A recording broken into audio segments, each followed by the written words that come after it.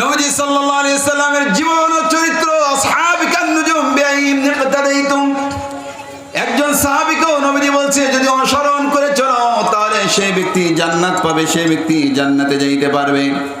বন্ধুরা আমার, নবীজি সাল্লাল্লাহু আলাইহি সাল্লামের জীবন ও চরিত্র নিয়ে যদি বর্ণনা করি, মক্কা বিজয় হয়ে গেল।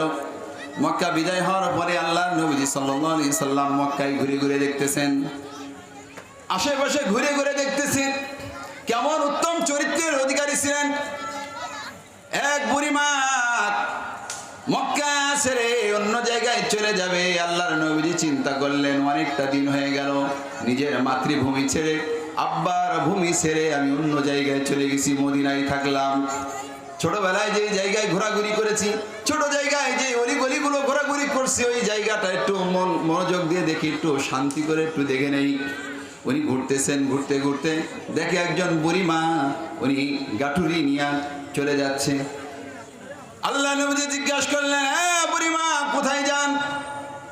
বুড়িমা আপনি কোথায় যান? বলে আমি চলে যাব, এই শহরে থাকবো না। কেন বুড়িমা থাকবেন না? বলে আব্দুল্লাহর বেটা মোহাম্মদ মক্কা বিজয় করেছে, এখন আমাদের আর নিস্তার দিবে না, কারণ সব সময় তার বিরোধিতা করেছি, সব সময় তার বিপক্ষে কাজ করেছি, ইসলামের বিপক্ষে কাজ করেছি। এখন যদি আমাদের পায় তাহলে হত্যা করে ফেলবে, না হলে শাস্তি দিবে। এই জন্য মক্কা ছেড়ে চলে যায়, আর মক্কায় কোনোদিন ফিরে আসবো না।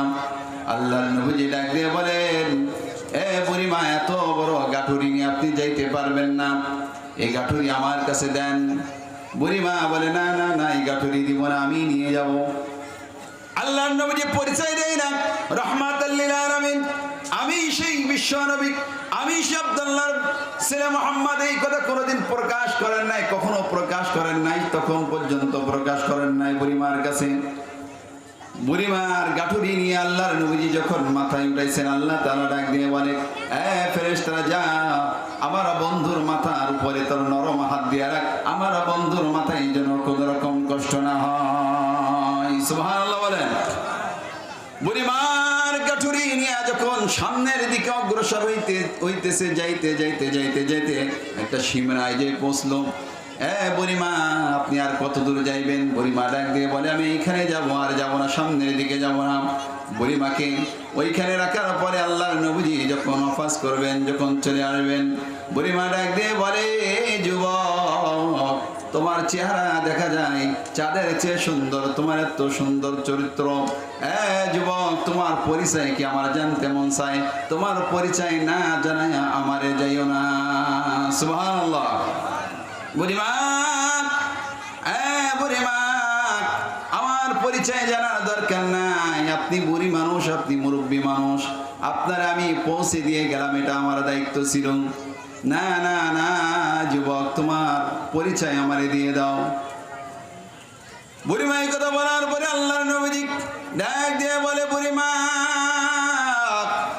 আপনি যে আব্দুল্লাহর বেটা মুহাম্মাদের ভয়ে মক্কা ছেড়ে আপনি অন্য জায়গায় চলে যাচ্ছেন গাঠুরি নিয়া, যে আব্দুল্লাহর বেটার ব্যাপারে আপনার এত মনক্ষুণ্ণ, আপনারে মারবে, আপনারে মক্কা থেকে বিতাড়িত করবে, আপনার শাস্তি দিতে পারে, কারণ সারা জীবন তার বিরোধিতা করেছেন।